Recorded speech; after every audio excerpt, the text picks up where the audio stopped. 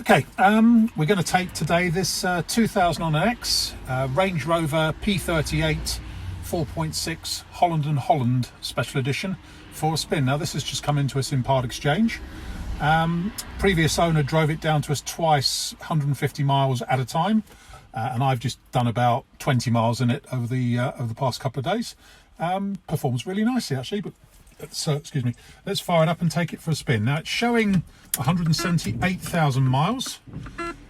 You always get a couple of beeps when you set these up, especially as this one has had the air suspension removed and replaced with coil springs, so it always beeps to tell you that EAS manual. Turn the indicators off, but everything else, all the other warning lights come on and go out as they should.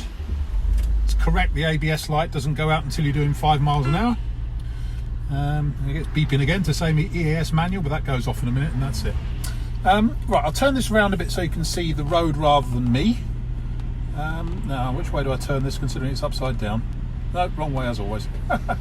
Right, you don't really want to see me, I'm sure, but that's probably a bit more what you want to look at, and I'll lock that so that the camera doesn't move about too much. Right, off we go.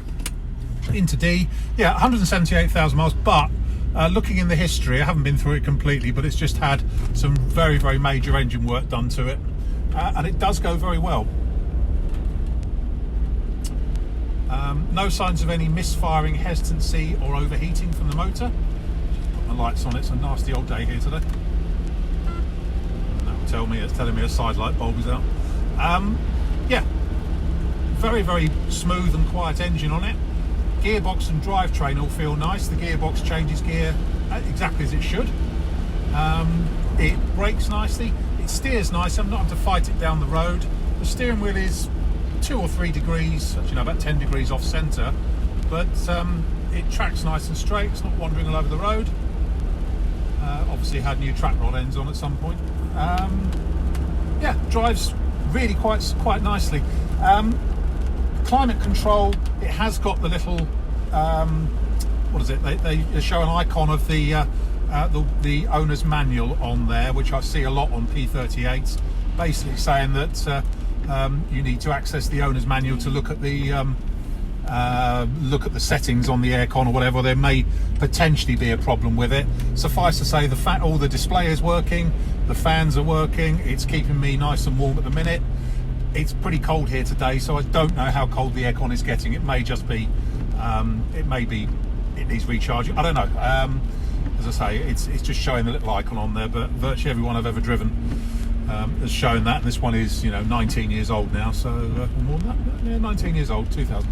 However, the sat nav that the Holland model was fitted with does still work. Cruise control, however, doesn't. It's got its original stereo in it. These are just really, really lovely cars. I think they only made 100 of them from memory. We've had a couple through our hands before.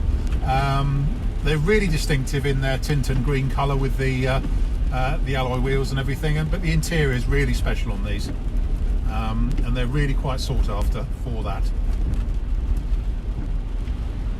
But there's no unpleasant noises or anything, or stuff that shouldn't be there in terms of sort of drivetrain rumbles or anything. It just gets on with the job.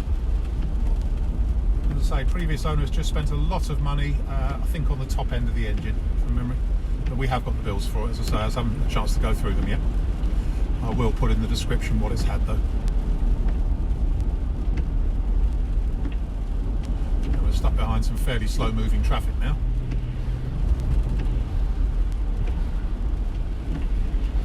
So with these you get all the benefits of a P38 in terms of its corrosion resistance, but also this one, as I say, has been fitted with standard coil suspension rather than air suspension, which takes out the one of the biggest bugbears of these.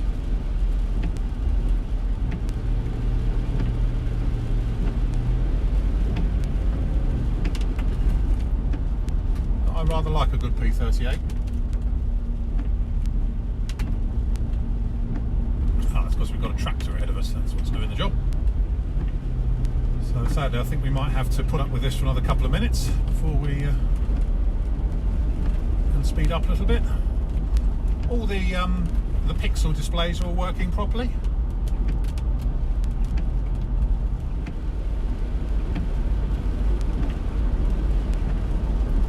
tick tick noise you can hear is the wipers just going up and down to their maximum and back again.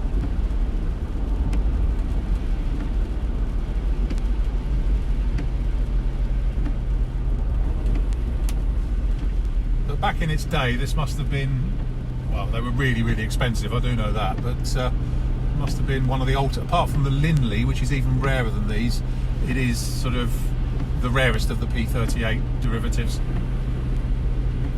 and they're priced accordingly.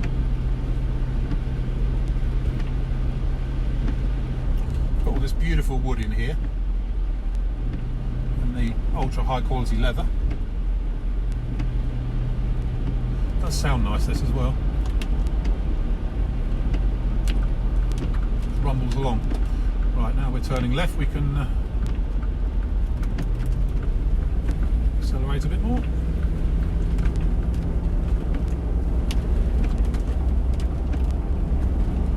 Just really smooth, really nice. Into top gear there. The only thing I can criticise, there is a tiny bit of wind noise coming from just up here on the driver's door. Maybe the seal isn't quite as in its first flush of youth, should we say. Tiny bit of wind noise at 60 miles an hour as we're doing now.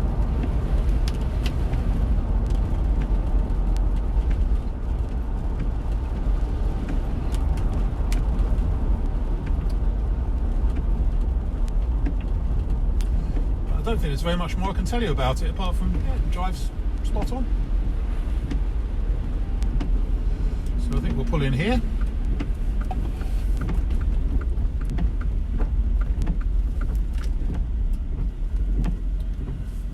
Into park.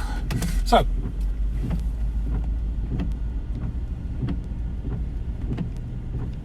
never get this right. There we are. My name's Simon. You can reach me in the office on 0118 907 1495, or you can go to our website, which is www.moto-drome.com for any more info. End.